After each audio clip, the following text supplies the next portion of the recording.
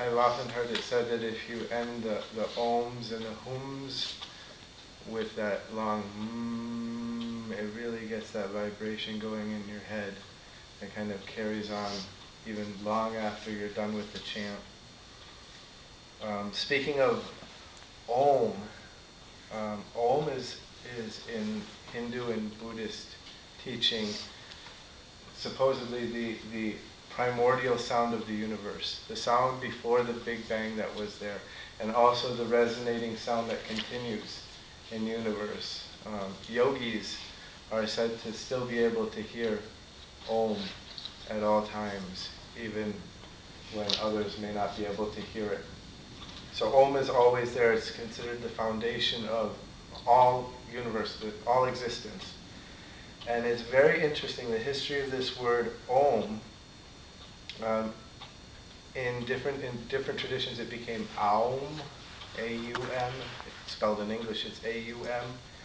And as it moved westward, it became Amon-Ra, or Amon, in Egyptian tradition, and that was the chant that was used to pay reverence to the sun god in the ancient Egyptian civilization.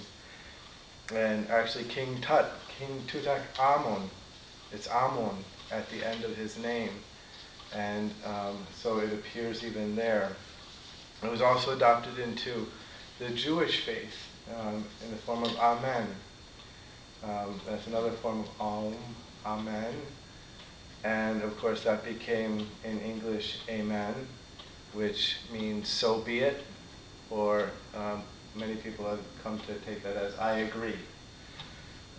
In the Muslim faith it became Amin, which means faithful. And it's said that even in the Celtic tradition, which many people believe transported out of India all the way to the British Isles, they have a word called Om.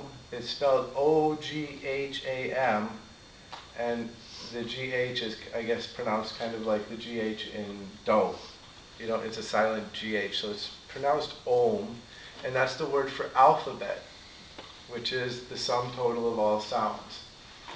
Interestingly, in Hindu and Buddhist teaching, Om has the totality of all sounds. You start out with O, or Aum, in which you have to have your mouth wide open, and in which you have to have your mouth completely closed, more than with any other sound. So it has that totality of expression, from wide open to fully closed to make noises.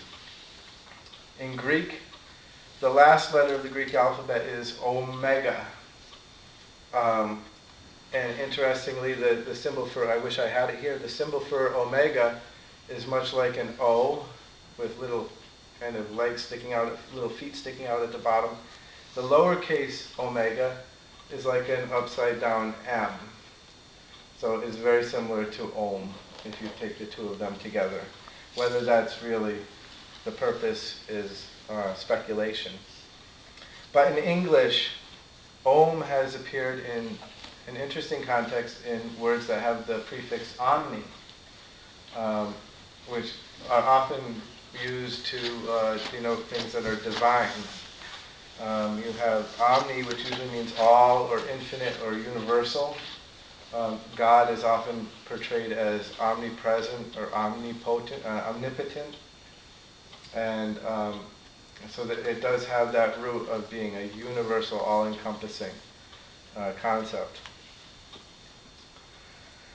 Chanting does bring us together. I think, I know I felt it here, but I have to say, the first time I did chanting here, I'd never done chanting until I came to this temple.